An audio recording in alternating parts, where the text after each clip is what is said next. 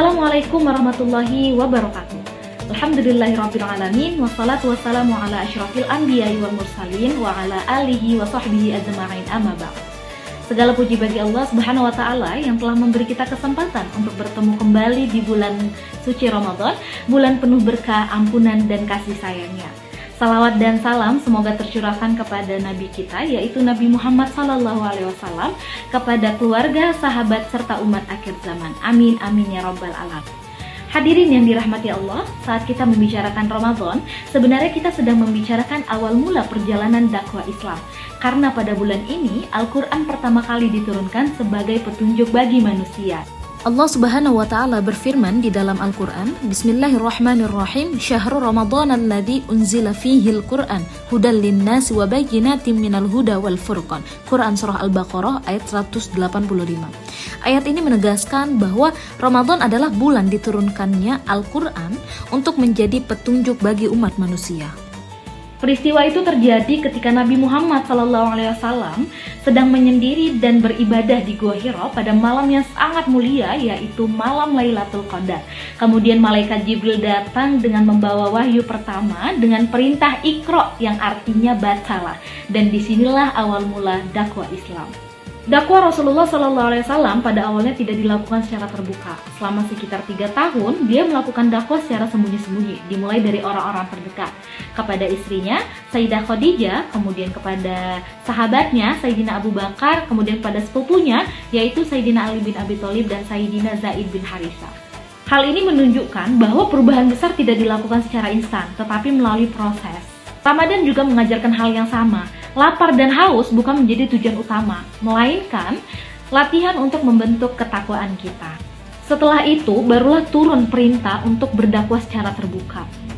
Rasulullah SAW mengajak masyarakat Quraisy untuk menyembah Allah saja.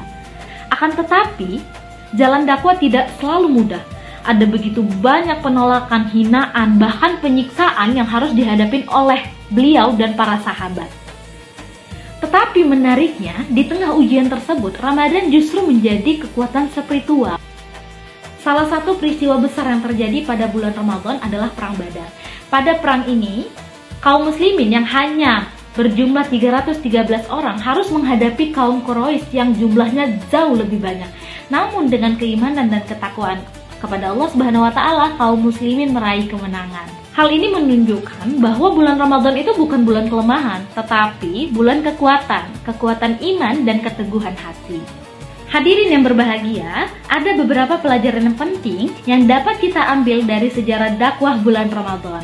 Yang pertama, Ramadan adalah bulan di mana turunnya petunjuk. Oleh karena itu, dakwah harus berpegang kepada Al-Quran agar kita tidak kehilangan arah. Kedua, dakwah membutuhkan keimanan dan perencanaan. Rasulullah SAW tidak terburu-buru, tetapi membangun keimanan umat terlebih dahulu. Ketiga, Ramadan adalah bulan penuh kemenangan. Bukan hanya sekedar kemenangan dalam peperangan, tetapi kemenangan melawan hawa nafsu. Karena sesungguhnya kemenangan terbesar adalah ketika dosa-dosa kita diampuni dan kita kembali bersih. Yang keempat, Ramadan mengajarkan kita bahwa kekuatan sejati itu datang dari kedekatan kita kepada Allah Subhanahu wa taala. Sebelum menghadapi ujian, Rasulullah SAW dan para sahabat melakukan pendekatan diri kepada Allah melalui sholat malam, berdoa, dan istighfar. Maka jika kita ingin menjadi lebih baik lagi, mulailah dari memperbaiki diri dan keluarga kita. Dengan Ramadan ini, jadikan Ramadan ini sebagai sekolah untuk kita melatih kesabaran, keikhlasan, dan ketakwaan kita. Hadirin yang dirahmati Allah, marilah kita jadikan Ramadan ini bukan hanya sekedar rutinitas tahunan, tetapi sebagai momen untuk benar-benar merubah diri menjadi lebih baik lagi. Jangan sampai Ramadan datang dan pergi namun hati kita tetap sama. Marilah kita gunakan sisa Ramadan ini dengan sebaik mungkin, dengan memperbanyak membaca Al-Quran, memperbaiki sholat, memperbanyak sedekah, dan memperbaiki hubungan sesama. Siapa tahu tahun ini adalah Ramadan terbaik kita, atau bahkan Ramadan terakhir di dalam hidup kita.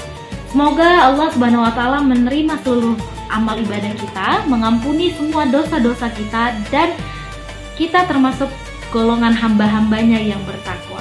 Terima kasih buat semuanya yang sudah mendengarkan. Semoga bermanfaat untuk kita semua. Wabillahi taufiq wal hidayah. Wassalamualaikum warahmatullahi wabarakatuh.